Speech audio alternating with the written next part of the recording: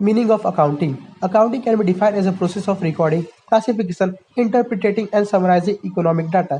इसका मतलब यह है कि किसी भी इकोनॉमिक डाटा को रिकॉर्डिंग करना यानी जर्नल एंट्री उसका बनाना, फिर क्लासिफिकेशन करना यानी कि लेजर बनाकर उसे सेपरेट अकाउंट में लिखना, और समराइजिंग करना यानी कि ट्रायल बैलेंस बना के इकट्ठा लिखना और उसे इंटरप्रेट करना, उसे हम अकाउंटिंग कहते हैं। और कंडीशन खाली यह है कि वो फाइनेंशियल नेचर का होना चाहिए।